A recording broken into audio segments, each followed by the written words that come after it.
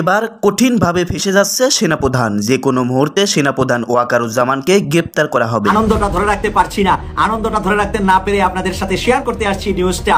আমাদের যে যৌথ বাহিনীর অভিযানের ভিতরে অস্ত্রের সাথে আমি বললাম যে কিছু কিছু পাড়াকেও ধরা হবে। পররাষ্ট্রমন্ত্রী ও আওয়ামী লীগের যুগ্ম সাধারণ সম্পাদক হাসান মাহমুদ হযরত শাহজালাল আন্তর্জাতিক বিমানবন্দর দিয়ে দেশ ছেড়ে পালানোর চেষ্টা করলেও ব্যর্থ। ভারত ছেড়ে কোথায় যাচ্ছেন শেখ হাসিনা? হঠাৎ ভারতের স্বরাষ্ট্রমন্ত্রী, প্রতিরক্ষা মন্ত্রী আর কি, সে বাংলাদেশের পরিস্থিতি বিবেচনা করে বিশ্লেষণ করে সেনাবাহিনীকে। সম্মানিত দর্শক, আসসালামু আলাইকুম। নতুন একটা নিউজ ভিডিওতে আপনাদের জানাচ্ছি স্বাগতম। প্রিয় দর্শক বন্ধুরা, আজকের এই ভিডিওতে আপনারা দেখতে পারবেন সেনাপ্রধানের সাথে শেখ হাসিনার ফোন কল ফাঁস হয়ে গিয়েছে এবং সেনাপ্রধানের কুকর্ম সব ফাঁস হয়ে গিয়েছে।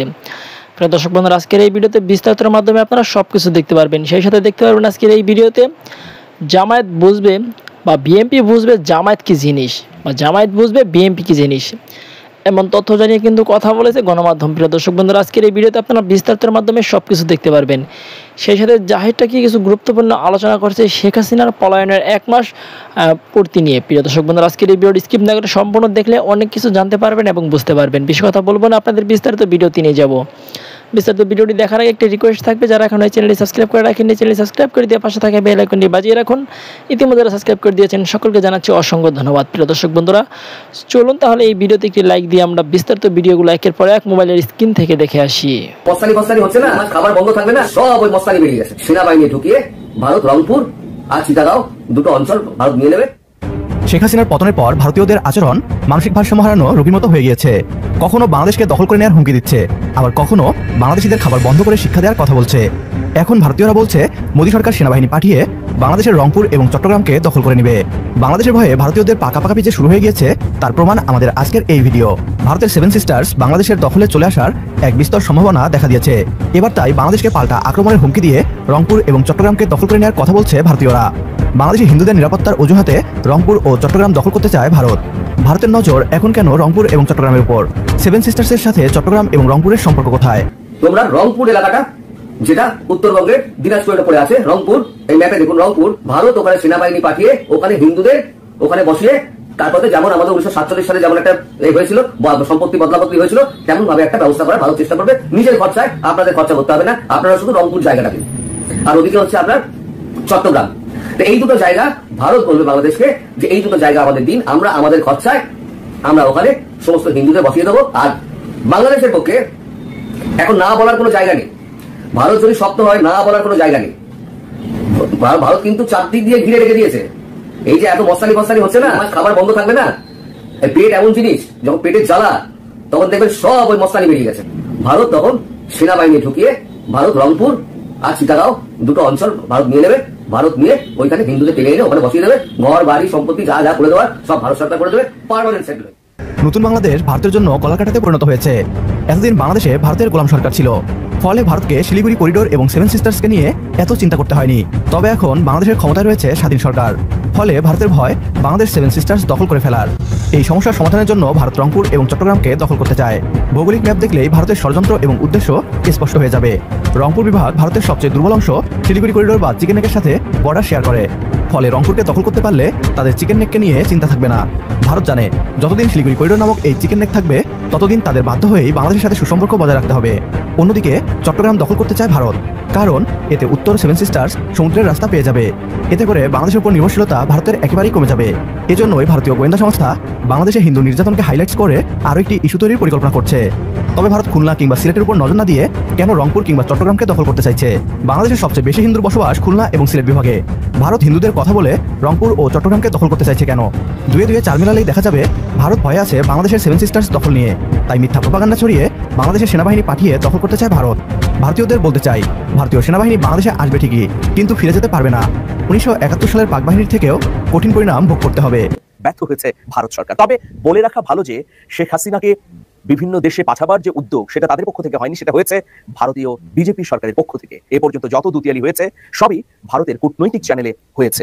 এখন এই মুহূর্তের খবর হচ্ছে বিভিন্ন সংবাদ সংস্থা এবং ভারত আর কাতারের বিশ্বস্ত কটি সূত্র নিশ্চিত করছে যে কাতারের সঙ্গে ভারতের শেখ হাসিনাকে পাঠাবার জন্য কয়েক দফা প্রচেষ্টা হয়েছে, কয়েক দফা আলোচনা হয়েছে। সেই বৈঠকের পরিপ্রেক্ষিতে ফলাফল কি এসেছে তা কয়েকটি সংবাদ মাধ্যম ঘেঁটে আমরা তথ্য পেয়েছি। এই তথ্য অনুযায়ী আমরা বুঝতে পারছি বা জানতে পারছি যে শেখ হাসিনাকে রাজনৈতিক আশ্রয় দেওয়ার ব্যাপারে কাতারের সঙ্গে ভারতের বৈঠক হয়েছে। সেই বৈঠককে ভারত বলছে যে ইনফর্মাল, মানে ভারত বলতে চাইছে এটা আনুষ্ঠানিক নয়, অনানুষ্ঠানিক বৈঠক। এখনো আলোচনা চলছে, তবে কিভাবে, কখন, কোথায় এবং ঠিক কোন পন্থায় শেখ হাসিনাকে কাতারে পাঠানো হবে সেই বিষয়ে কর্মপন্থা এখনো নির্ধারিত না হলেও কাতারের পক্ষ থেকে খানিকটা ইতিবাচক সিগন্যাল পাওয়া গেছেই বলে বিভিন্ন সংবাদ মাধ্যম এবং কূটনৈতিক চ্যানেলে তথ্য পাওয়া যাচ্ছে। তবে এই আলোচনা জটিল, এই আলোচনা শেষ পর্যন্ত কোন দিকে গিয়ে গড়ায় এমনটি বলছেন বিশ্লেষকরা। কিন্তু ভারতের পক্ষ থেকে এখনো আশা জাগিয়ে রাখা হয়েছে যে সম্ভবত কাতারেই যাচ্ছেন শেখ হাসিনা এবং তার ছোট বোন শেখ রেহানা, এইরকমটি তথ্য পাওয়া গেছে। প্রিয় বন্ধুরা, এখন আরেকটি প্রশ্ন সামনে এসে দাঁড়ায় যে কেন ভারত তড়িঘড়ি করছে, কেন ভারত শেখ হাসিনাকে ভারতে রাখতে চাইছে না, তৃতীয় কোনো দেশে পাঠাতে চাইছে দ্রুততম সময়ের মধ্যে। এর পেছনে দুটি কারণ রয়েছে। প্রথমত, ভারতের সঙ্গে বাংলাদেশের যৌথ প্রকল্পগুলো গত 5 আগস্ট গণ অভ্যুত্থানের পর থমকে রয়েছে। দ্বিতীয়ত, ডক্টর ইউনূসের অন্তর্বর্তীকালীন সরকারের শেখ হাসিনার ব্যাপারে শক্ত অবস্থান। বন্ধুরা, বাংলাদেশের অন্তর্বর্তী সরকারের প্রধান ডক্টর মোহাম্মদ ইউনূস ভারতের খুব গুরুত্বপূর্ণ সংবাদ সংস্থা পিটিআইকে এক সাক্ষাৎকার দিয়েছেন। সেই সাক্ষাৎকারে তিনি বলেছেন, শেখ হাসিনাকে ফেরত না চাওয়ার আগ পর্যন্ত যতদিন ভারতে থাকবেন অবশ্যই তাকে সেখানে চুপ থাকতে হবে। এর পাশাপাশি তিনি বলেছেন, হাসিনাকে দেশে ফিরিয়ে আনতে হবে, নইলে বাংলাদেশের মানুষ শান্তিতে থাকবে না। তিনি যে ধরনের নৃশংসতা করেছেন তা বিচারের মাধ্যমে সমাধান করা উচিত। সাক্ষাৎকারে ডক্টর ইউনূস ভারত থেকে শেখ হাসিনার রাজনৈতিক মন্তব্যের সমালোচনা করেছেন এবং সেখান থেকে হাসিনার এমন আচরণকে অবন্ধুসুলভ আচরণ বলে অভিহিত করেছেন। ডক্টর মোহাম্মদ ইউনূস বলেছেন, শেখ হাসিনা ভারতের রাজনৈতিক আশ্রয়ে রয়েছেন, তবে তাকে ফেরত পাঠানোর বিষয়ে বাংলাদেশ অনুরোধ না করা পর্যন্ত দিল্লি যদি হাসিনাকে নিজের দেশে রাখে তাহলে অবশ্যই হাসিনাকে সেখানে চুপ থাকতে হবে। বন্ধুরা, আপনারা জানেন যে পররাষ্ট্র উপদেষ্টা তৌহিদ হোসেন ইতিমধ্যে ভারতীয় হাই কমিশনার প্রণয় ভার্মাকে স্পষ্ট করে বলেছেন, শেখ হাসিনা যদি ভারতে থাকেন তাহলে বাংলাদেশের সঙ্গে সম্পর্ক উষ্ণতার দিকে নিয়ে যেতে প্রতিবন্ধকতার মুখোমুখি হব। এই যে স্পষ্ট বক্তব্য, এটাও আসলে ভাবিয়ে তুলছে ভারতকে। অনেকটা এরকম অবস্থা যে গলায় কাঁটা বিঁধে যাওয়ার মতো অবস্থা হয়েছে, এমনটি মনে করছেন ভারতীয় কূটনীতিকরা।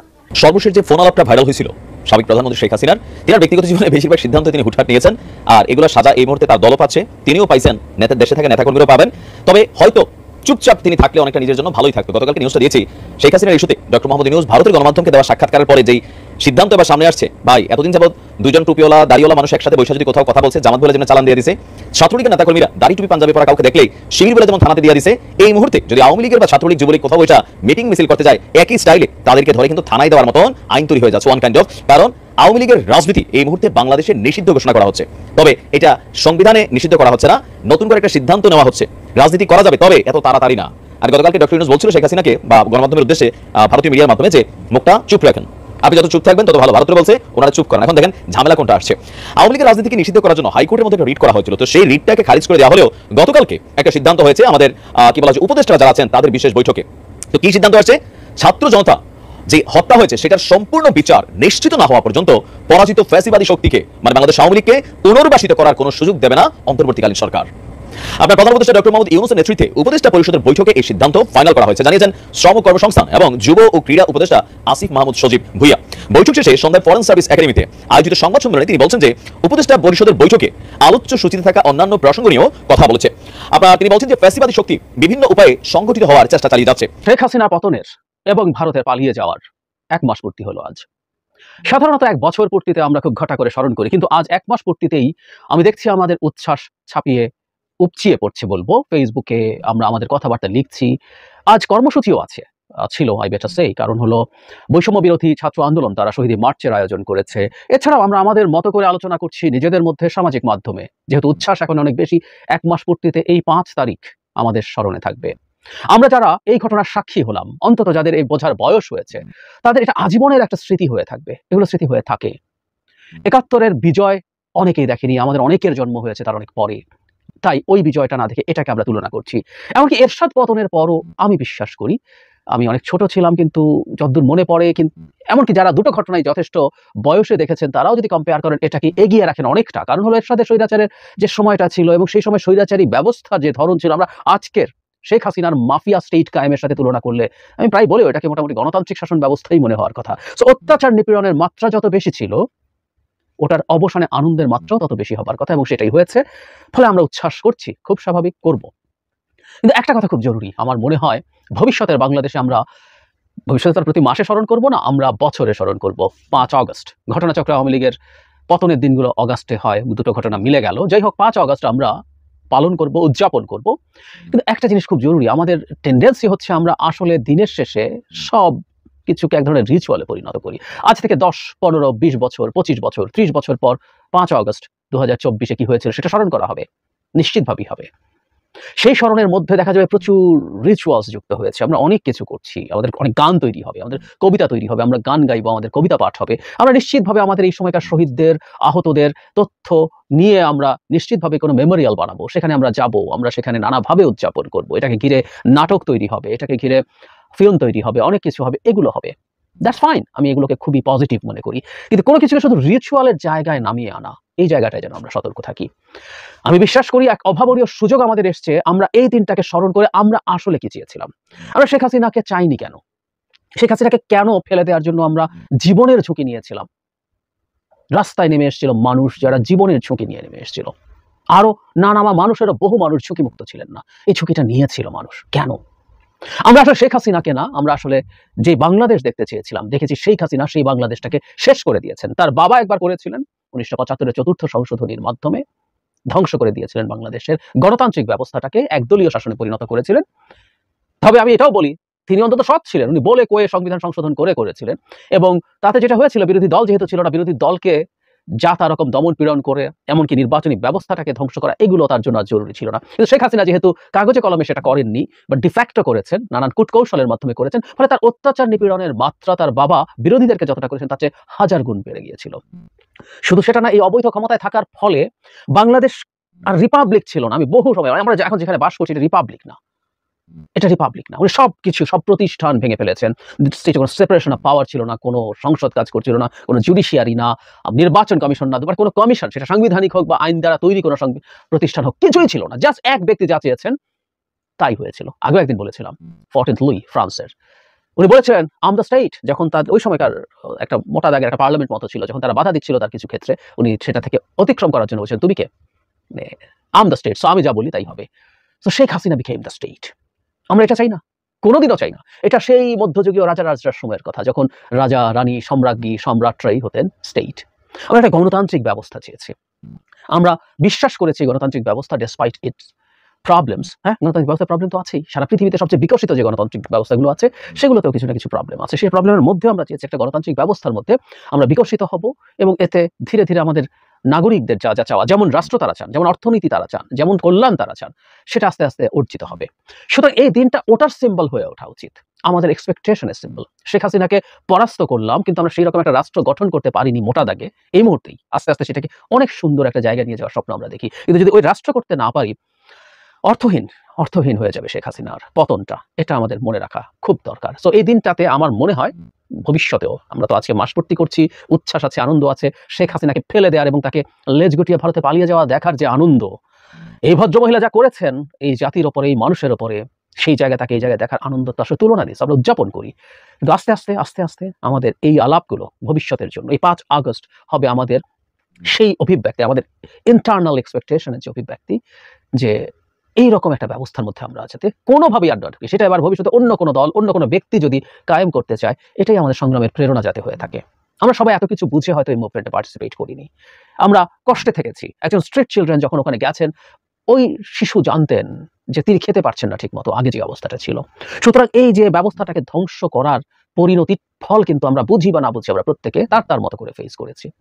প্রাইভেট ইউনিভার্সিটির বহু স্টুডেন্ট, তাদের ফ্যামিলি শেখ হাসিনার যে রেজিম ছিল তাতে খুব বেশি প্রবলেমে পড়েনি, তারা ভালোই ছিল, তাদের অর্থনৈতিক অবস্থা এতটাই ভালো, তারা নিজেরা সরকার বিরোধী খুব বেশি কথা বলতে যায়নি। তার ফলে মত প্রকাশ নিয়ে যে সমস্যা আছে সেটা তারা ফেস করেনি, তারা সরকার বিরোধিতা যেহেতু করেনি, তাদের উপরে কোনো মানবাধিকার লঙ্ঘিত হয়নি।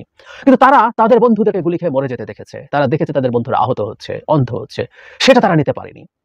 সুতরাং এইরকম রাষ্ট্র ব্যবস্থার মধ্যে থাকলে এগুলো ফিরে ফিরে আসে, প্রত্যেকেই কোনো না কোনো ভাবে এফেক্টেড হয়, আজ হোক বা কাল। এই বোধগুলো আমাদের থাকবে। সুতরাং 5 আগস্ট আমরা বাংলাদেশের গণতন্ত্রের একটা নবযাত্রা, এবং আমরা গণতান্ত্রিক রাষ্ট্র ব্যবস্থা, সেই গণতান্ত্রিক ব্যবস্থাটার কম্পোনেন্ট কিরকম হবে। গণতান্ত্রিক ব্যবস্থা পৃথিবীতে একটা না, বিভিন্ন রকম গণতান্ত্রিক ব্যবস্থা আছে। পুঁজিবাদী যে অর্থনীতির মধ্যে আমরা আছি, সারা পৃথিবীতে পুঁজিবাদী অর্থনীতি হুবহু একই না। আমেরিকার পুঁজিবাদ, ইউরোপের পুঁজিবাদ, আর বিশেষ করে ওয়েলফেয়ার স্টেটগুলোর পুঁজিবাদ একই রকম না। তো এই তর্ক বিতর্ক আমরা করবো, এই তর্ক বিতর্ক আমাদের সমাজে চলবে, এগুলো চলতে চলতে চলতে আমরা একটা এক্সপেক্টেড বাংলাদেশ খুঁজে পাবো। এবং আমাদের এই মুহূর্তের, অন্তত ভবিষ্যতের ক্ষেত্রে খুব গুরুত্বপূর্ণ ল্যান্ডমার্ক 5 আগস্ট, এই দিনগুলোতে আমরা, এই দিনটাকে কেন্দ্র করে আমরা এই আলাপগুলোই যেন বেশি করি ভবিষ্যতে। আবারও বলছি, এখনকার 1 মাসের যে উচ্ছ্বাস তার পালিয়ে যাওয়ার, সেটা নিশ্চিতভাবেই আমরা করবো এবং উপভোগ করবো ফর দ্য টাইম বিং। প্রিয় দেশবাসী, শুরু থেকে শেষ পর্যন্ত যারা এই ভিডিওটি দেখেছেন সকলকে জানাই অসংখ্য অসংখ্য ধন্যবাদ। যারা এরকম নিউজ ভিডিও পেতে পছন্দ করেন তারা অবশ্যই এই চ্যানেলটি সাবস্ক্রাইব করে পাশে থাকা বেল আইকনটি বাজিয়ে দিবেন। যারা এখন এই ভিডিওটি শেয়ার করেননি, এই ভিডিওটি দ্রুত শেয়ার করে সকলকে দেখার সুযোগ করে দিন। আজকের মতন এই পর্যন্ত, দেখা হচ্ছে পরবর্তী কোনো ভিডিও নিয়ে ইনশাল্লাহ।